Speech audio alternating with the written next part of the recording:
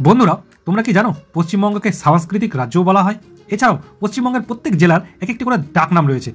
প্রথম থেকে দেখে নেওয়া যাক। প্রথমেই কলকাতা, এটা হলো সিটি অফ জয়। এই শহরটি প্রত্যেক মানুষকে আকৃষ্ট করে। এরপর হলো দার্জিলিং, এটিকে কুইন্স অফ হিল বলা হয়। এর মনোরম দৃশ্য এবং চা বিশ্ববিখ্যাত।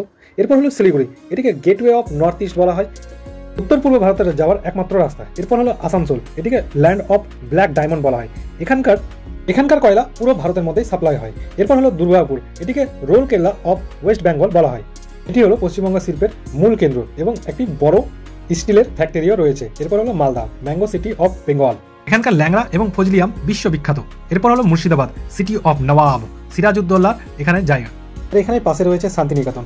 এই শান্তিনিকেতন হলো গিয়ে শান্তির জায়গা, যেখানে রবীন্দ্রনাথ ঠাকুর নিজের চিন্তা ভাবনাকে খুব পরিস্ফুটিত করে তুলে ধরেছিল।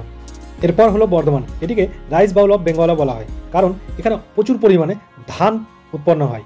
এর কাছাকাছি নদিয়া, নদিয়ার কৃষ্ণনগরের মাটির পুতুল পুরো বিশ্বের মধ্যে বিখ্যাত।